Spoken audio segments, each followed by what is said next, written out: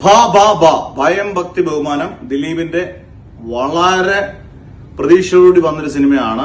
ഈ സിനിമ ആദ്യം കണ്ടപ്പോൾ എനിക്കും, ഞാൻ ഓളത്തിലോട്ട് കണ്ടപ്പോൾ എനിക്കും ഒരു പോസിറ്റീവായിട്ടാണ് എനിക്ക് തോന്നിയത്. ഞാൻ പോസിറ്റീവ് റിവ്യൂ പറഞ്ഞ ഒരാളാണ്.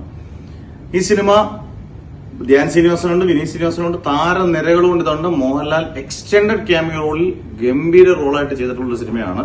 പക്ഷെ ഈ സിനിമ ആദ്യത്തെ ദിവസം അത്യാവശ്യം കളക്ഷൻ 14.25 കോടിയോളം കളക്ഷൻ നേടിയ സിനിമയാണ്. 15 കോടിക്ക് അടുത്ത് കളക്ഷൻ നേടി. പക്ഷെ പെട്ടെന്നാണ് ഈ സിനിമയുടെ കളക്ഷൻ ഡ്രോപ്പ് വന്നേക്കുന്നത്. അന്നേരം ആ പടം ഒരു 90% പേർക്ക് ഇഷ്ടപ്പെടാത്തത് കൊണ്ടായിരിക്കാം ആ സിനിമ ഇത്രയും ഡ്രോപ്പ് വരാനുള്ള കാരണം ഇപ്പൊ അവധിയായി. ഏകദേശം 6 ദിവസം പിന്നിടുമ്പോൾ, വ്യാഴാഴ്ചയാണ്, വ്യാഴം, വെള്ളി, ശനി, ഞായർ, തിങ്കൾ, ചൊവ്വ, 6 ദിവസം പിന്നിടുമ്പോൾ ഏകദേശം 33-34 കോടി രൂപയുള്ള ആകെ ഇതിന്റെ കളക്ഷൻ. അത്യാവശ്യം നല്ല ബിഗ് ബഡ്ജറ്റ് സിനിമയാണ്.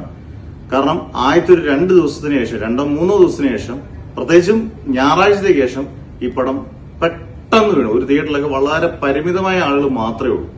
ഇനി ഈ സിനിമയ്ക്കുള്ള പ്രതീക്ഷ എന്ന് പറയുന്നത് ക്രിസ്മസ് അവധിക്ക് എങ്ങാനും ആൾക്കാർ കയറി കണ്ടാൽ മാത്രമേ ഈ സിനിമ ഗംഭീരമാകാൻ ചാൻസ് ഉള്ളൂ. അതായത് ക്രിസ്മസ് അവധിക്ക് ഇന്നിപ്പം സർവമായ റിലീസ് ചെയ്യുന്നുണ്ട്, നാളെ ഋഷഭ് റിലീസ് ചെയ്യുന്നുണ്ട്, അവതാർ ഓൾറെഡി തിയേറ്ററിലുണ്ട്.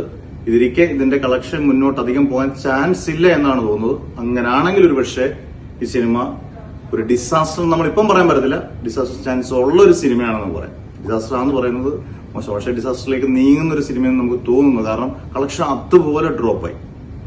എന്തായാലും നിങ്ങളുടെ കമന്റ്സ് ഉറപ്പായിട്ടും ഇടുക.